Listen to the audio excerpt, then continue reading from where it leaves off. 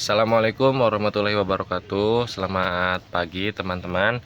Kembali lagi bersama saya USB Juri dengan NIM 2213300023. Dengan adanya video ini, seperti biasa saya akan membahas learning journal pertemuan kemarin.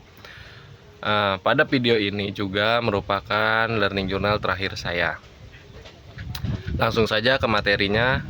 Dari kelompok 5 tentang penelitian komunikasi kelompok. Penelitian komunikasi politik, mohon maaf. Penelitian komunikasi politik adalah kajian ilmiah yang memfokuskan diri pada proses penyampaian pesan politik antara aktor politik dan publik serta dampaknya terhadap opini publik, perilaku politik, dan dinamika kekuasaan dalam masyarakat.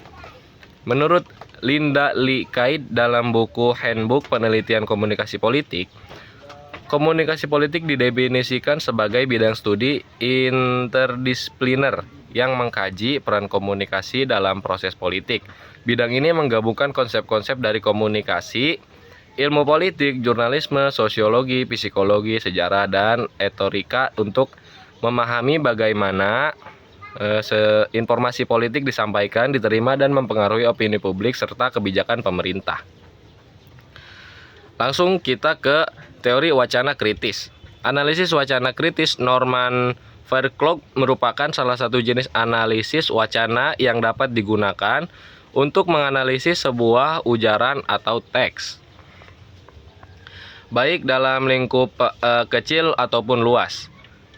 Penrose berpendapat bahwa analisis wacana kritis adalah mengacu kepada penggunaan bahasa yang menyebabkan kelompok sosial bertarung dan mengajukan ideologi masing-masing. Konsep ini berasumsi bahwa wacana dapat saja memproduksi hubungan kekuasaan yang tidak seimbang. Lanjut ada model teori wacana kritis. Model Norman Fairclough Erianto 2006 membagi analisis wacana menjadi 3 bagian. Yang pertama, dimensi tekstual, yang kedua, dimensi kewacanaan, dan yang ketiga, dimensi praktis sosial budaya. Kemudian ada teori agenda setting. Agenda setting ini berawal dari pemikiran 2 orang, yaitu Walter Lippmann dan Bernard Cohen. Lalu, teori agenda setting ini diperkenalkan oleh Maxwell McComb dan Donald L. Shaw pada tahun 1972. Maxwell dan Donald mereka menemukan dalam survei pemilih Carolina Utara selama pemilihan Presiden Amerika Serikat tahun 1968 bahwa apa yang dianggap orang sebagai masalah terpenting adalah apa yang dilaporkan media massa sebagai yang paling penting. Teori agenda setting menyebutkan media memberi pengaruh kuat terhadap masyarakat dalam isu tertentu. Jika satu angle peristiwa, maka media itu akan mempengaruhi halayak untuk menganggapnya penting. Teori ini mengacu pada bagaimana liputan berita media menentukan isu mana yang menjadi fokus perhatian publik. Dengan demikian, teori agenda setting lahir dibangun atas gagasan bahwa media massa menetapkan agenda tentang apa yang harus diperhatikan orang. Nah, lanjut ke model teori agenda setting. Pada 12 Juni 2025, teori agenda setting ini ada 4.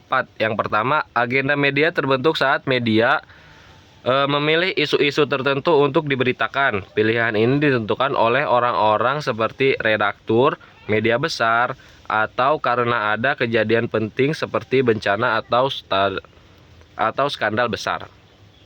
Nah, yang kedua ada agenda publik. Muncul karena masyarakat sering melihat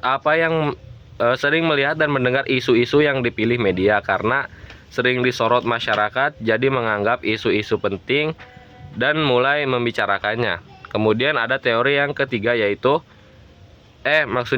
model teori agenda setting yang ketiga yaitu agenda kebijakan terbentuk saat isu yang dibahas masyarakat mulai diperhatikan oleh para pembuat kebijakan seperti pemerintah. Akhirnya, isu itu bisa masuk ke dalam keputusan atau aturan baru.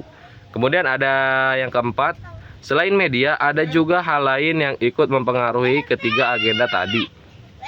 seperti pengalaman pribadi, obrolan antar tokoh masyarakat, dan kenyataan di lapangan, misalnya data kemiskinan atau bencana yang benar-benar terjadi.